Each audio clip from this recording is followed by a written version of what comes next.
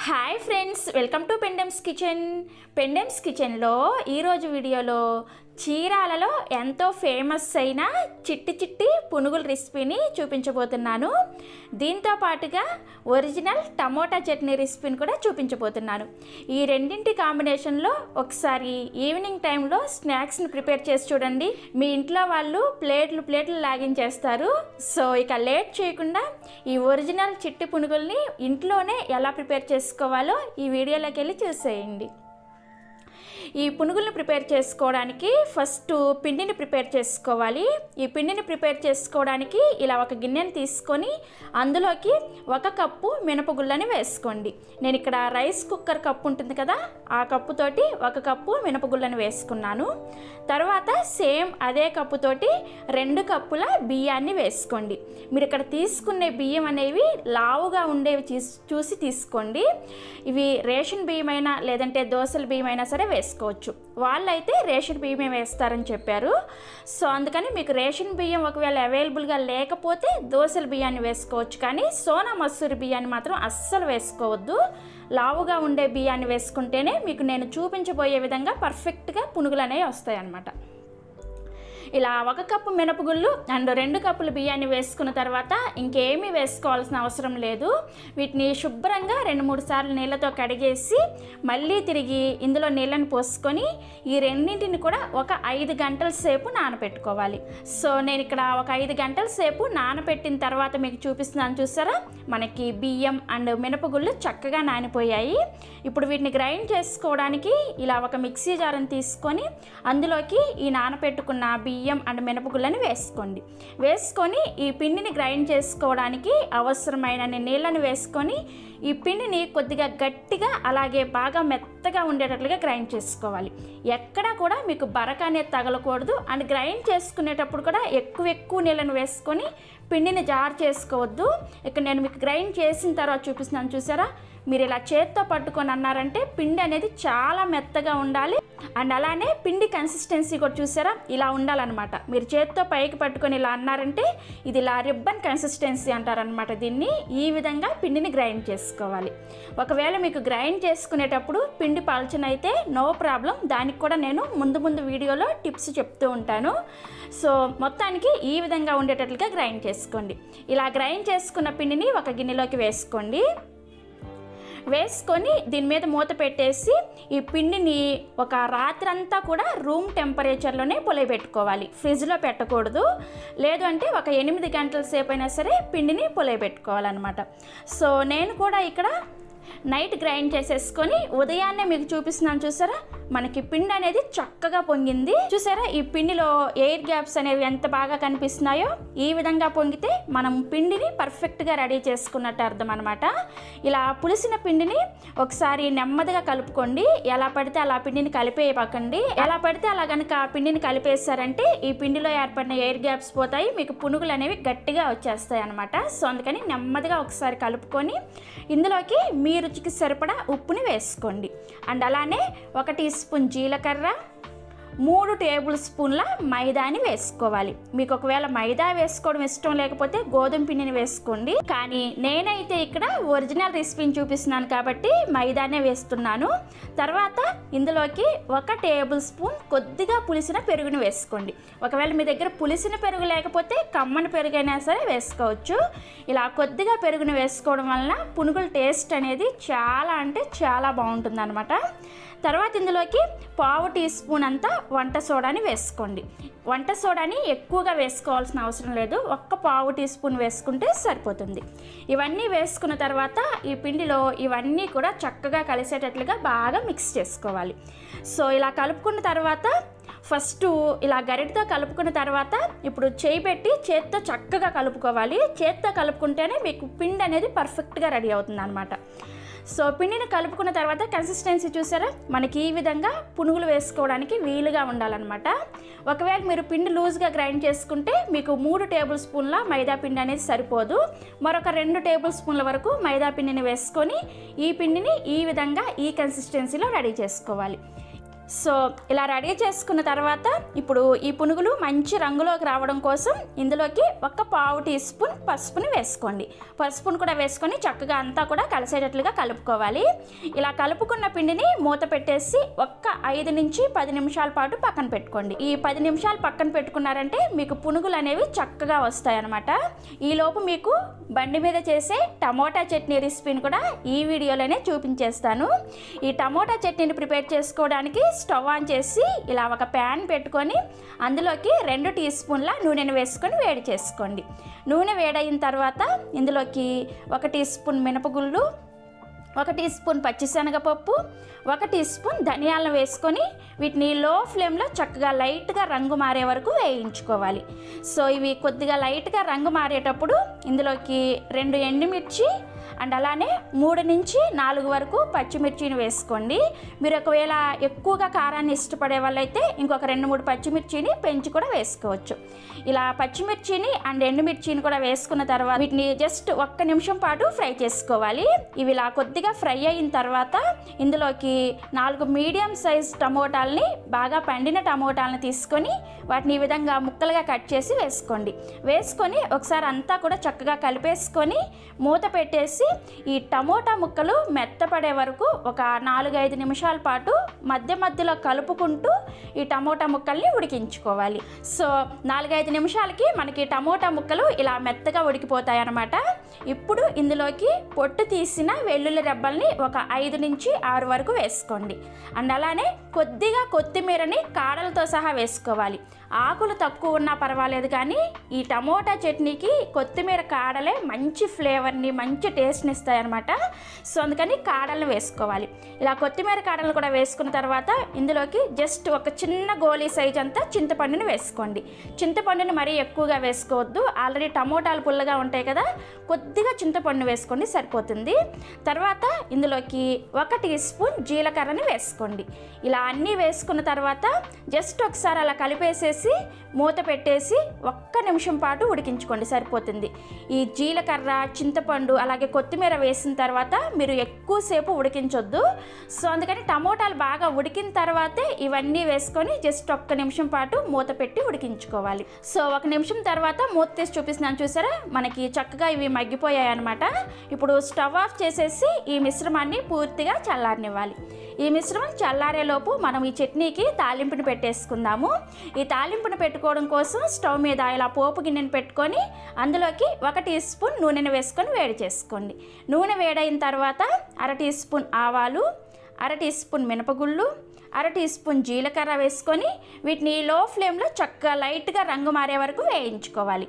ఈ పప్పులన్నీ కూడా ఇలా చక్కగా రంగు మారిన తర్వాత ఇందులోకి ఒక రెమ్మ కరివేపాకును కూడా వేసుకొని ఈ పోపుని చక్కగా ఫ్రై చేసుకొని స్టవ్ ఆఫ్ చేసేసి పక్కన పెట్టుకోండి. ఈ పోపు వేసుకునేలోపు మనం ముందుగా ఉడికించుకున్న టమోటా మిశ్రమం అనేది చల్లారిపోయి ఉంటుందన్నమాట.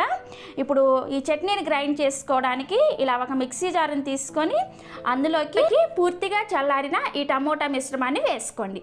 వేసుకొని ఇందులోనే మీ రుచికి సరిపడా ఉప్పును కూడా వేసుకొని ఈ చట్నీని బాగా మెత్తగా గ్రైండ్ చేసుకోవాలి. సో చట్నీని ఇలా గ్రైండ్ చేసుకున్న తర్వాత ఇప్పుడు ఈ చట్నీని ఒక గిన్నెలోకి వేసుకొని మనం ముందుగానే పోపు వేసుకొని రెడీగా పెట్టుకున్నాం కదా, ఆ పోపుని తీసుకొచ్చి ఈ చట్నీలో వేసుకొని కలుపుకున్నారంటే మనకి ఎమ్మీగా టేస్టీగా ఉండే టమోటా చట్నీ రెడీ అయిపోయింది. ఇది పునుగుల్లోకే కాకుండా ఏ బ్రేక్ఫాస్ట్లోకైనా కానీ చాలా అంటే చాలా టేస్టీగా ఉంటుంది. తప్పకుండా ట్రై చేసి చూడండి. సో 10 నిమిషాల తర్వాత చూస్తే మనకి పిండి చూసారా, ఈ విధంగా పిండి పైన కొద్దిగా బబుల్స్ లాగా వస్తాయన్నమాట. మనం సోడా వేసి కలిపాం కదా, సో అందువల్ల ఈ విధంగా ఉంటుంది. మరలా మీరు ఈ పిండిని కలపొద్దు, ఇదే విధంగా ఉంచేసేయండి.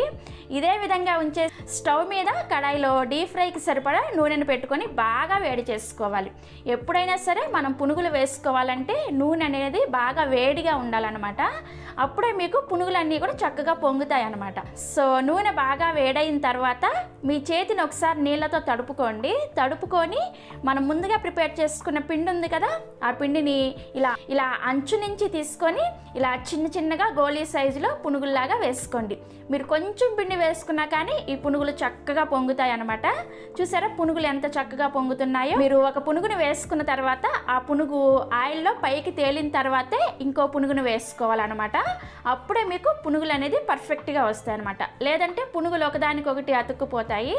సో అందుకని పునుగు వేసుకున్న తర్వాత అది చక్కగా పైకి తేలిన తర్వాత రెండో పునుగుని వేసుకోవాలి.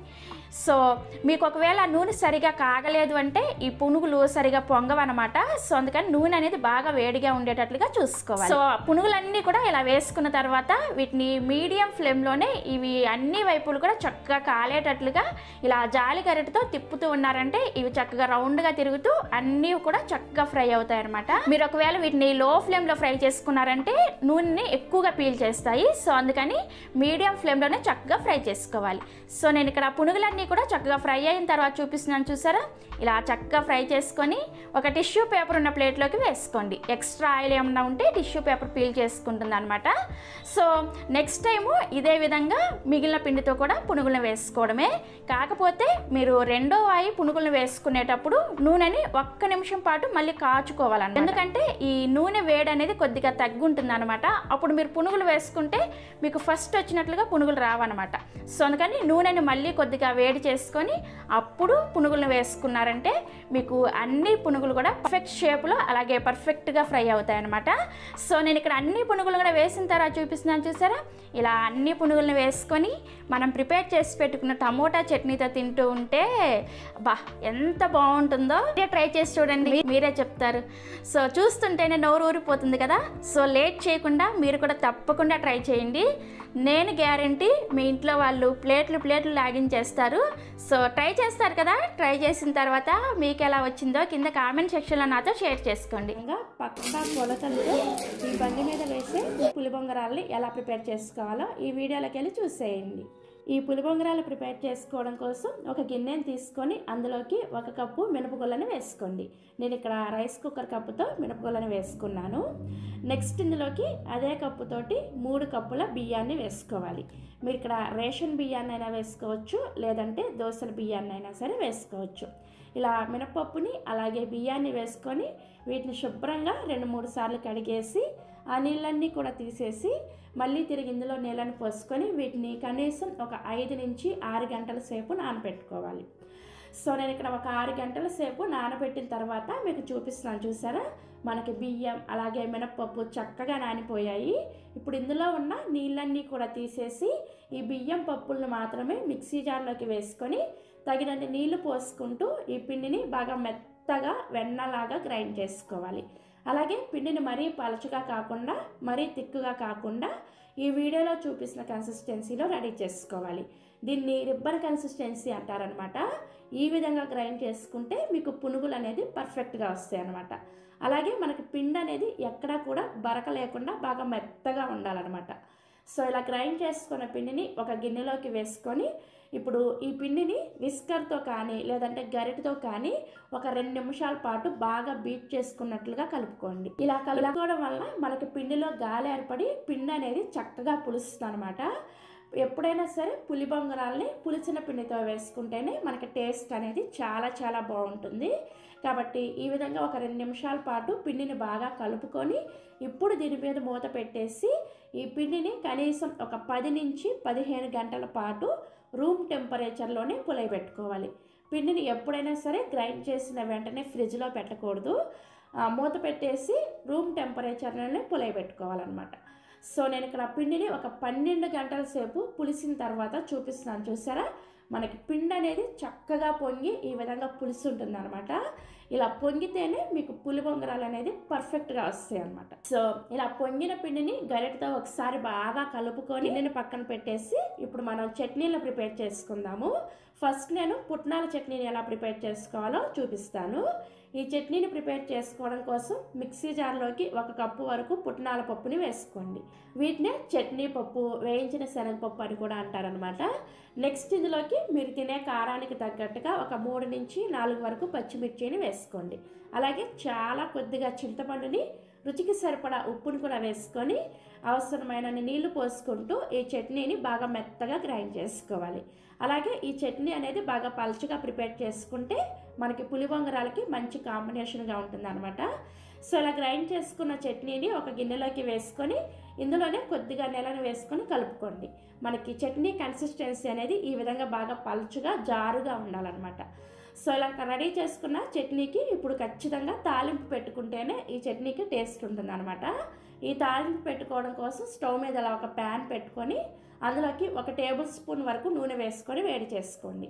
నూనె వేడైన తర్వాత ఇందులోకి 1/2 టీ స్పూన్ చొప్పున ఆవాలు, మినపగుళ్ళు, పచ్చిశనగపప్పు అండ్ జీలకర్రను వేసుకొని ఫ్రై చేసుకోండి.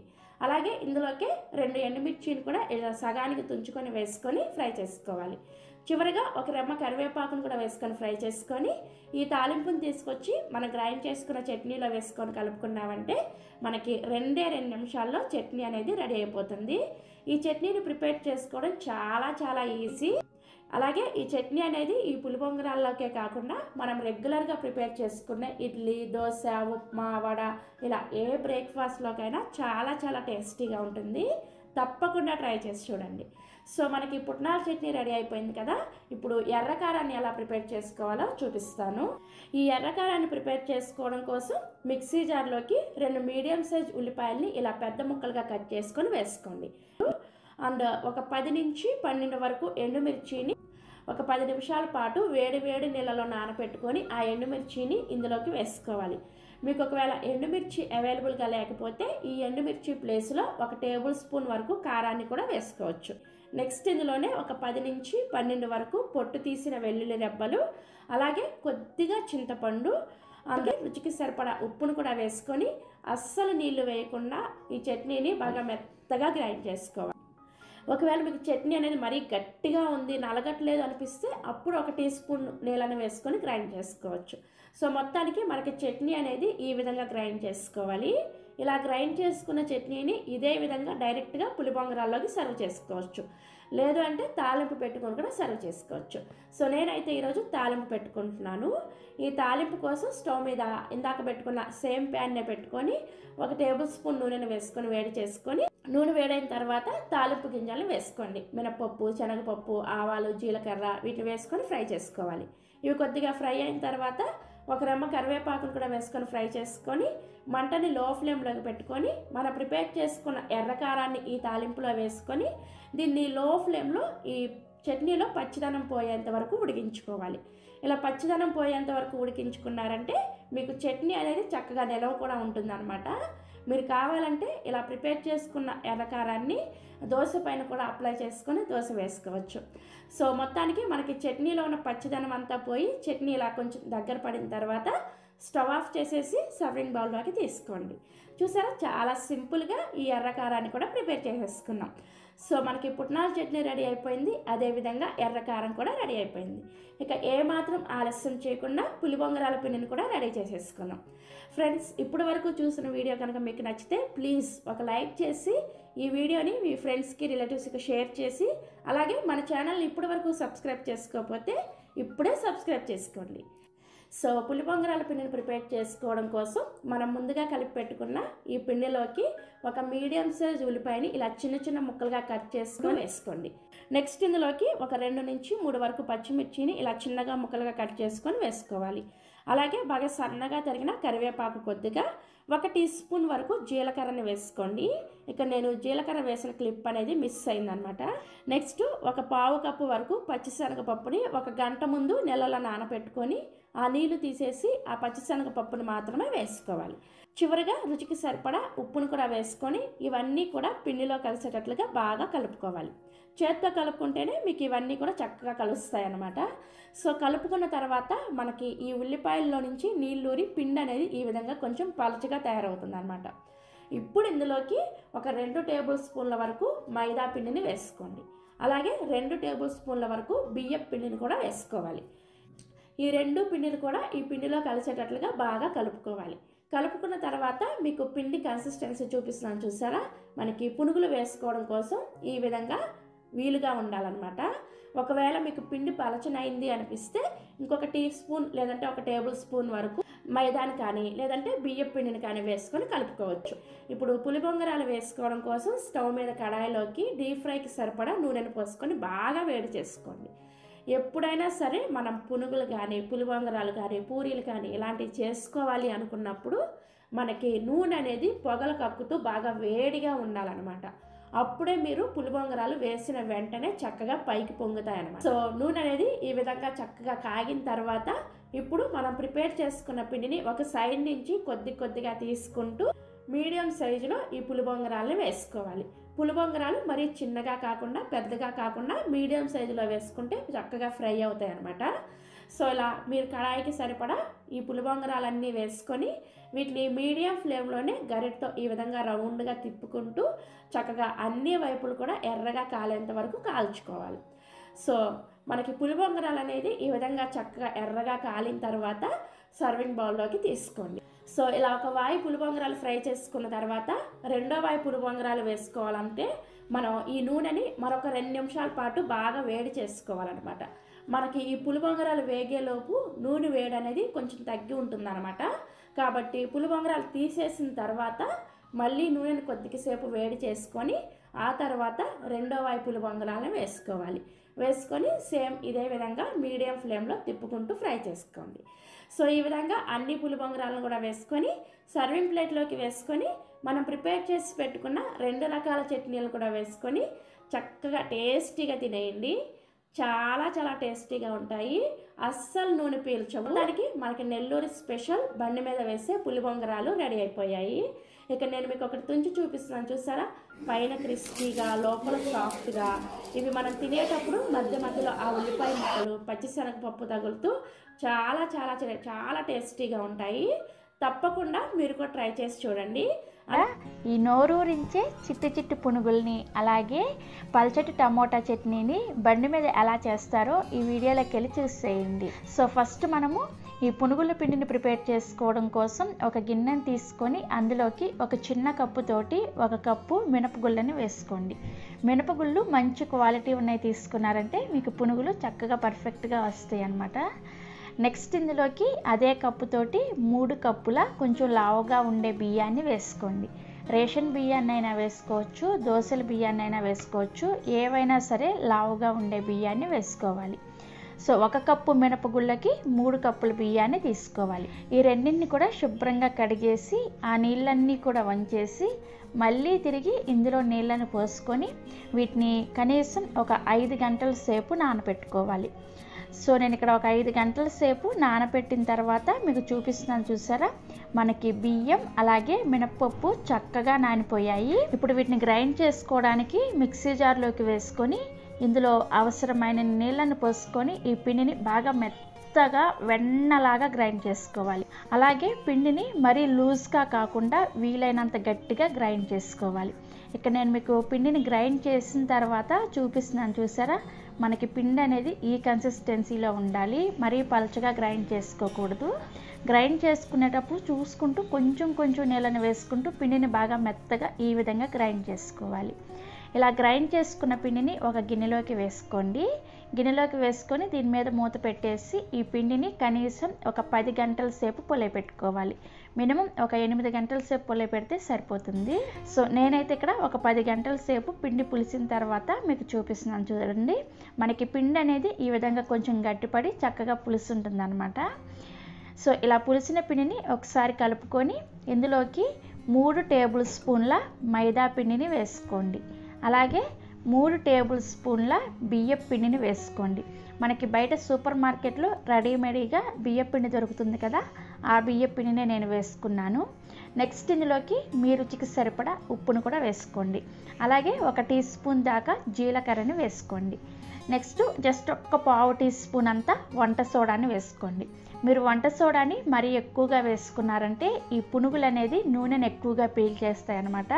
కాబట్టి చూసుకొని కొంచెం వేసుకుంటే సరిపోతుంది. సో ఇంకా ఇందులో ఏమీ వేసుకోవాల్సిన అవసరం లేదు. రోడ్ సైడ్ బండి మీద చేసే పునుగులను జస్ట్ జీలకర్రని మాత్రమే వేస్తారనమాట. మీరు కావాలంటే సన్నగా తరిగిన ఉల్లిపాయ ముక్కల్ని, పచ్చిమిర్చి ముక్కల్ని కూడా వేసుకోవచ్చు. సో నేనైతే ఇక్కడ 100% రోడ్ సైడ్ బండి మీద ఎలా ప్రిపేర్ చేస్తారో అలానే ప్రిపేర్ చేయబోతున్నాను.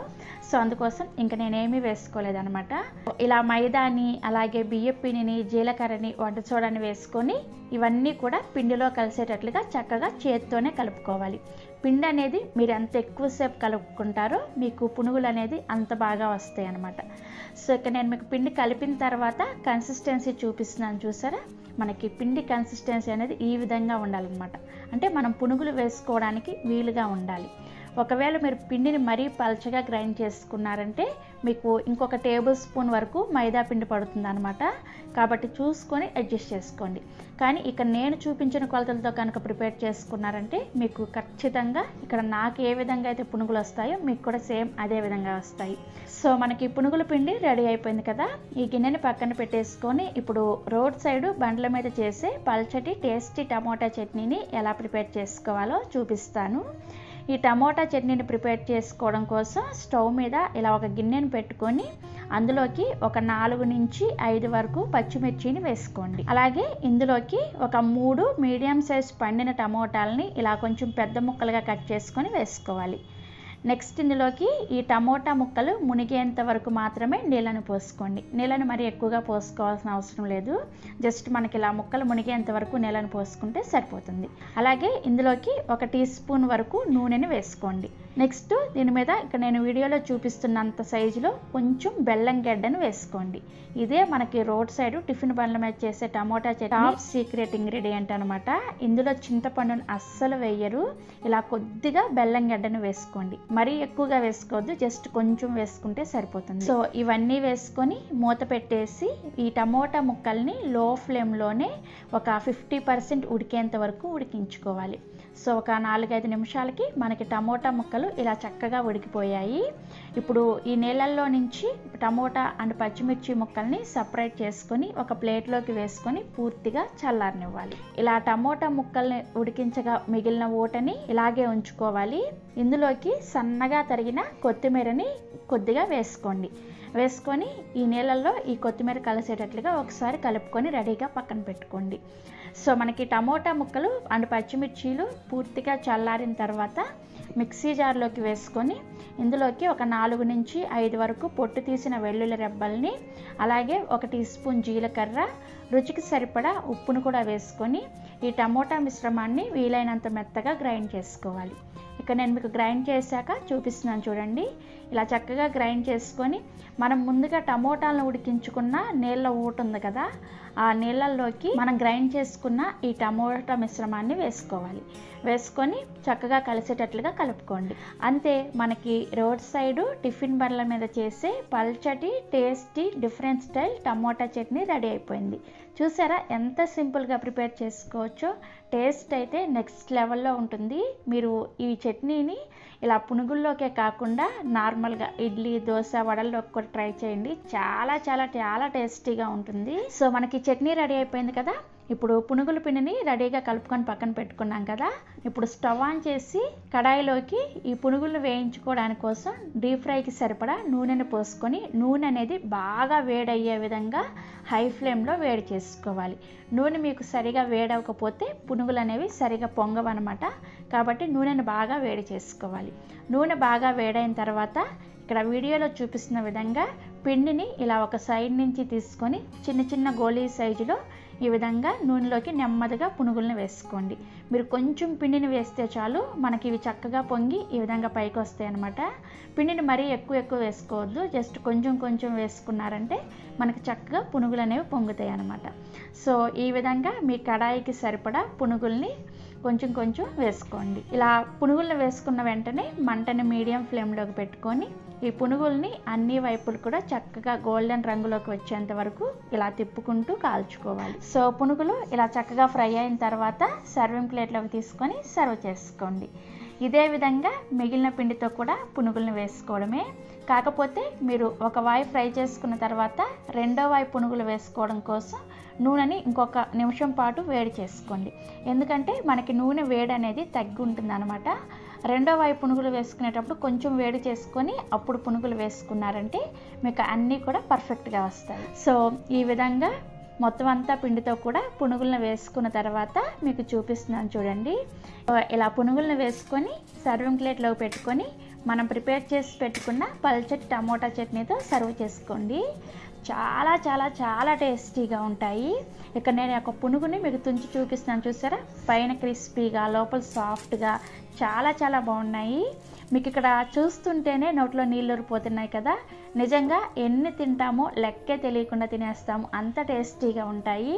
సో తప్పకుండా మీరు కూడా ఈ విజయవాడ రోడ్ సైడ్ టిఫిన్ బండ్ల మీద చేసే చిట్టి చిట్టి పునుగుల రెసిపీని అలాగే దాని కాంబినేషన్ టమోటా చట్నీని ఒక్కసారైనా సరే ట్రై చేసి చూడండి.